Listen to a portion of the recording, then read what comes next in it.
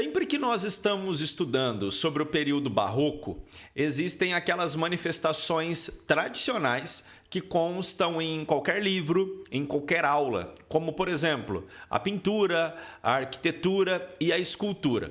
Mas existe uma manifestação barroca que muitas vezes, na grande maioria das vezes, é esquecida, que é a música.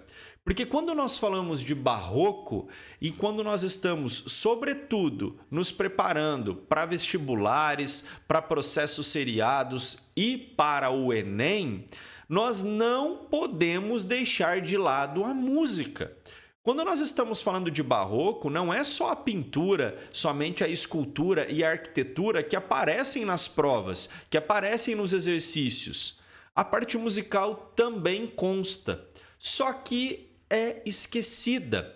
Muitos professores não trabalham, muitos livros nem citam esta manifestação e, consequentemente, muitos alunos não conhecem e somente vão se deparar com este conteúdo quando chegam no dia da prova, abrem o caderno de prova e se desesperam porque vão se confrontar com uma questão sobre música barroca ou que cita o estilo barroco e em alguma das alternativas aparece ali a prática musical.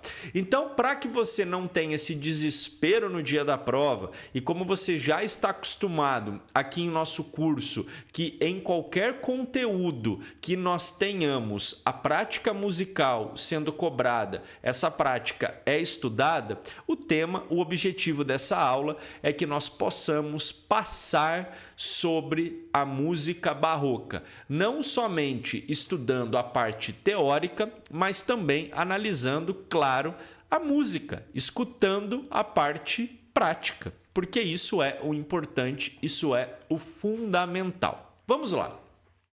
À nossa esquerda, nós estamos diante de Johann Sebastian Bach. Este é um retrato de 1748, 2 anos antes do seu falecimento. Mas por que é relevante saber que o Bach morreu, faleceu, deixou esse plano na metade do século XVIII, em 1850? Porque convencionamos historicamente a nos referir à música de período barroco quando nós estamos desde as primeiras óperas no finalzinho do século XVI e começo do século XVII, nessa transição. Por isso que alguns livros colocam a música barroca a partir de 1600 até a morte de Johann Sebastian Bach em 1750. Ou seja, é um período longo de estudo sobre uma prática musical. É por isso que nós teremos aqui muitos gêneros. Depois, quando nós estivermos falando sobre os compositores, aparecerão vários compositores, porque foi um período, no que diz respeito à sua linha temporal, de bastante extensão. A música barroca, ela tinha um objetivo, ela tinha um propósito. Ela deveria imitar a natureza, mas principalmente expressar os afetos, os sentimentos, as emoções, os estados da alma.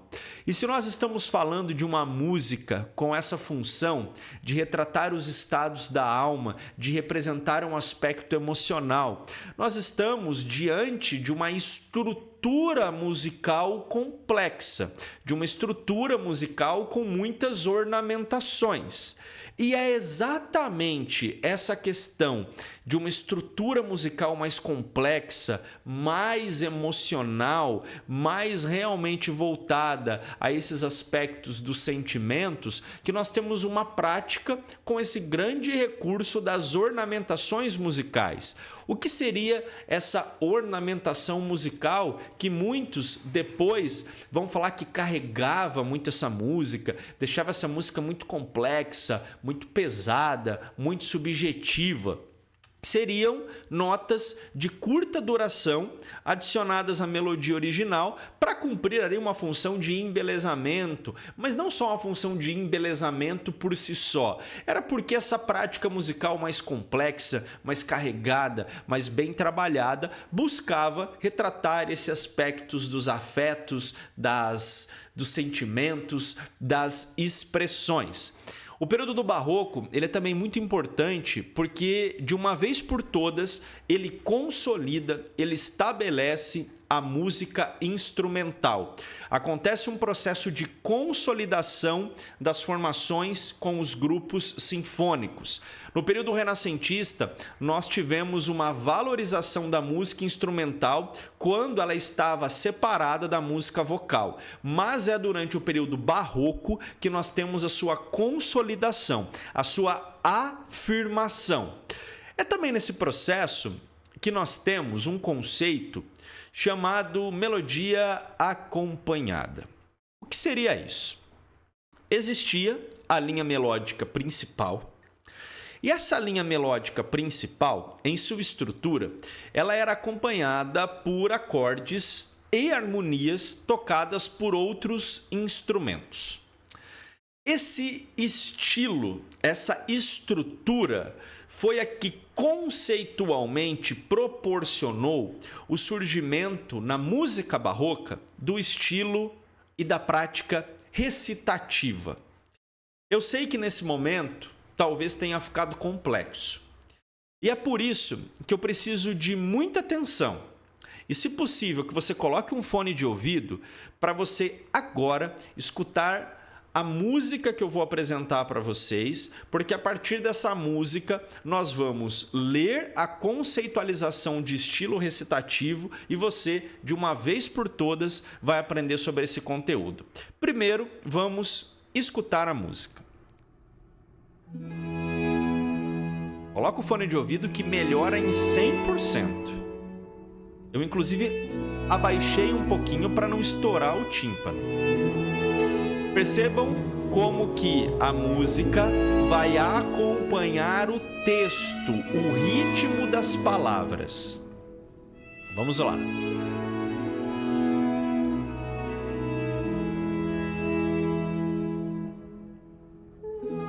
Olha só, olha o texto e o acompanhamento.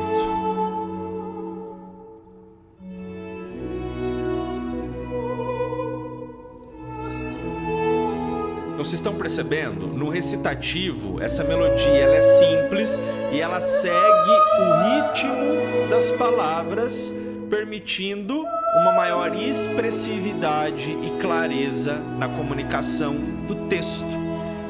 Esse estilo foi um dos mais característicos do período do Barroco.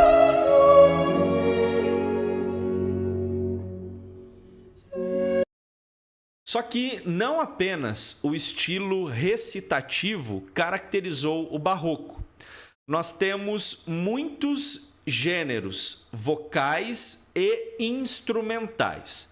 Quando nós falamos de gêneros vocais, o primeiro e aquele que mais impacta, que mais nos chama a atenção, com certeza é aquele que etimologicamente, na origem da palavra, significa obra musical, ou seja, tem uma magnitude, uma obra musical.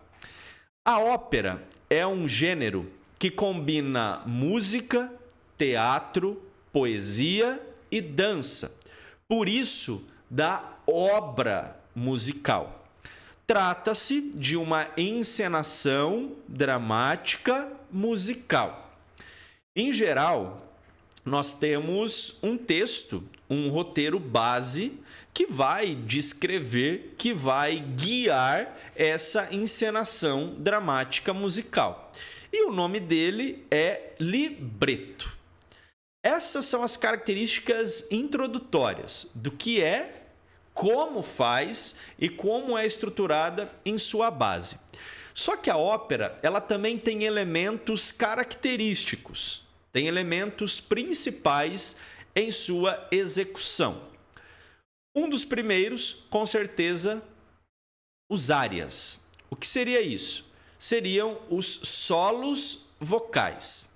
Temos também, fazendo parte da ópera, o estilo recitativo, que nós já vimos do que se trata.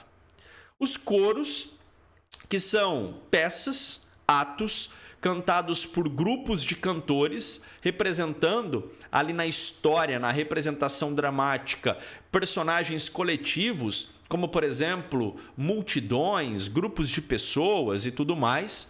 Temos também as aberturas, que eram peças orquestrais que introduzem a ópera, que introduzem a encenação, e os interlúdios. O que seriam esses interlúdios? Passagens, peças musicais que ocorrem entre uma cena e um ato.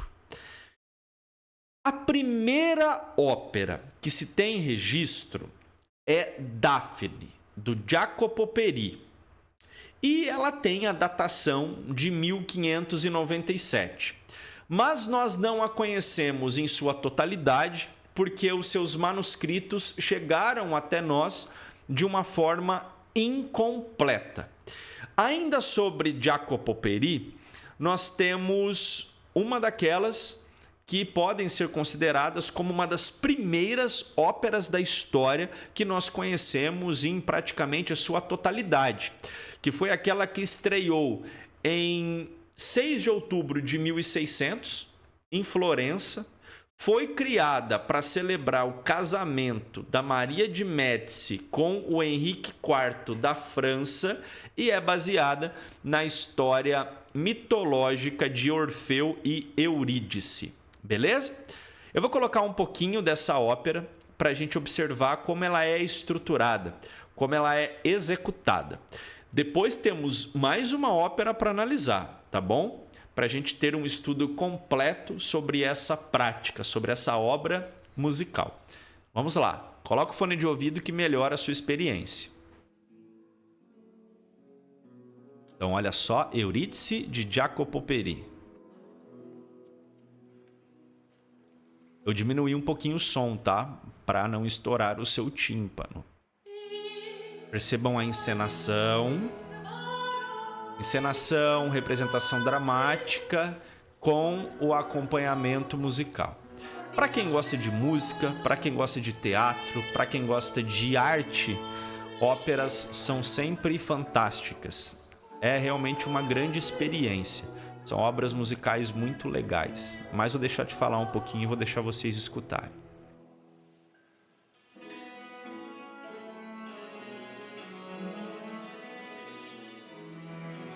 Percebam os passos da execução.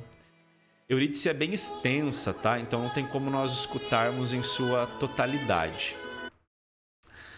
Bom, ainda sobre as óperas, eu falei para vocês que nós não terminaríamos de falar sobre elas. Enquanto eu falo, vocês estão diante de uma daquelas primeiras a serem consideradas realmente uma obra-prima, algo magnífico, algo fantástico. E nós estamos falando de Orfeu, do Monteverdi, que é uma obra de 1607 e que realmente ela é muito bem feita, muito bem estruturada, muito bem arrumada, certo? Tanto musicalmente quanto em relação à expressão. A música barroca é isso, a música barroca é expressão, é sentimento, é emoção. Ainda sobre os gêneros, continuando nos gêneros de música barroca relacionados aos gêneros vocais, nós temos aquela que tem o nome de cantata. O que seria a cantata? São obras musicais feitas para cantores solistas, coros e orquestras. Contam com um contingente menor de músicos e não têm representação cênica. Elas podem ser sacras ou seculares. Como assim? Quando nós estamos falando de cantatas sacras, nós estamos falando daquelas peças musicais utilizadas em contextos bíblicos. O Bach, inclusive, compôs centenas para serem executadas nos cultos dominicais e nos festejos religiosos cristãos. Bach, que era alemão, tá bom? E nós temos as cantatas seculares, escritas para entretenimento e que tratavam de temas variados. Eram executadas, em geral, nos salões dos nobres, dos aristocratas, da burguesa ascendente, em eventos públicos, em lugares privados. Eu trouxe para que a gente possa visualizar aquilo que nós estamos analisando na teoria, uma das cantatas do Bach. Vamos lá?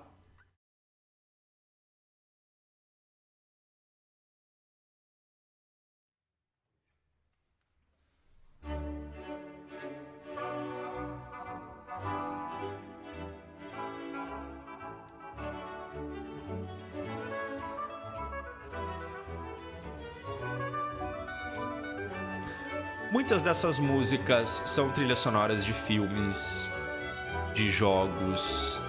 Então, com certeza, algumas vocês já devem ter escutado e nem sabiam que fazem referência a esses estilos. Ainda sobre os gêneros da música barroca, nós também tínhamos os gêneros instrumentais, certo? O primeiro que nós vamos estudar é o gênero chamado de fuga, que era uma peça instrumental para 2 ou mais vozes.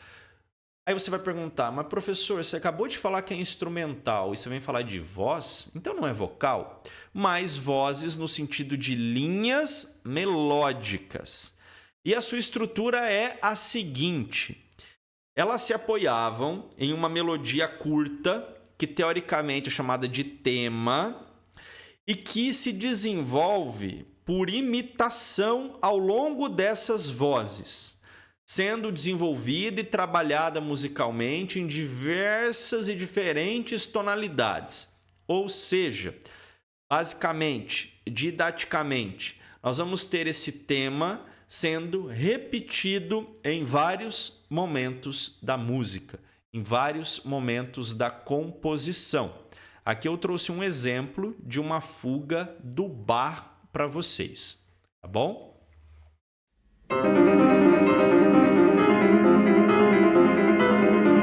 Percebam como que o tema ele é muito repetido. Perceberam como que ele vai estar sempre sendo repetido?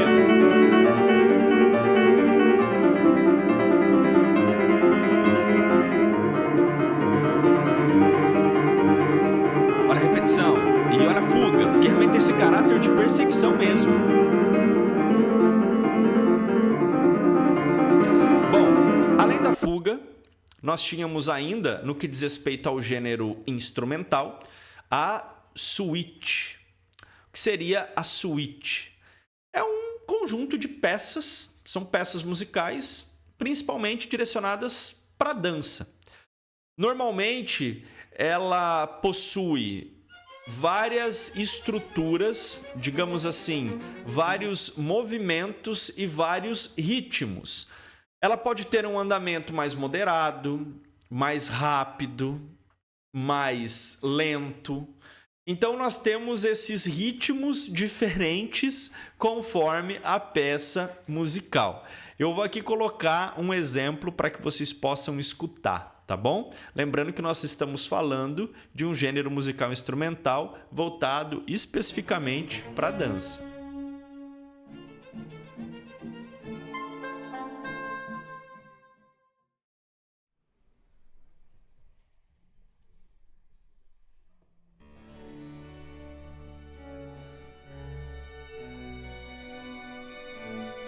Aí pensa você numa festa, um evento nobre, burguês da época, dançando essa peça musical que era direcionada para esse fim, direcionado para a dança.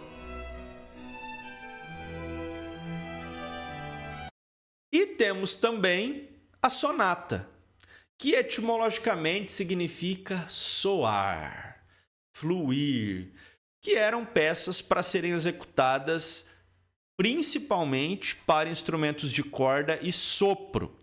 Aquelas que eram estruturadas para instrumentos de teclado eram chamadas de tocatas. E existem 2 tipos de sonatas. Sonatas de câmara, que eram aquelas peças musicais tocadas em ambientes privados ou em concertos. e a sonata de igreja, que era aquela, claro, direcionada a contextos litúrgicos. E aqui nós vamos presenciar uma sonata, tá bom?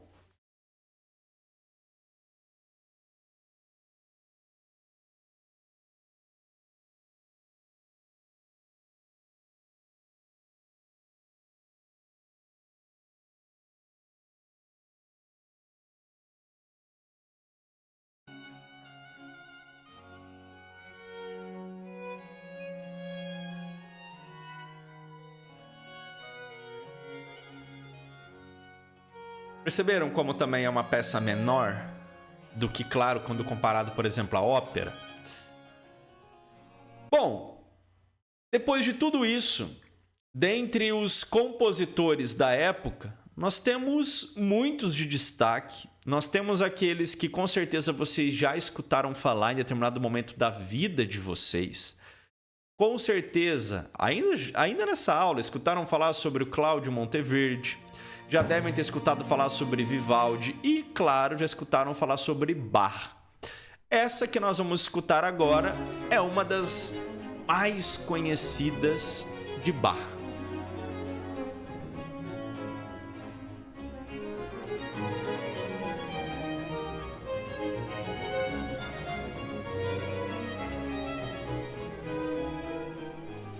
Enfim, essa aula, então, teve o objetivo de realmente conhecermos e nos aprofundarmos sobre as questões musicais do período barroco. E, de novo, normalmente é um conteúdo muito pouco estudado, um conteúdo pouquíssimo visto. E aqui nós temos esse estudo direcionado e esse seu diferencial em relação aos seus concorrentes. Então, fica com Deus, bons estudos e eu te aguardo na próxima aula de nosso curso, certo? Porque na próxima aula nós vamos iniciar as discussões sobre neoclassicismo, sobre o estilo academicista, beleza? Grande abraço.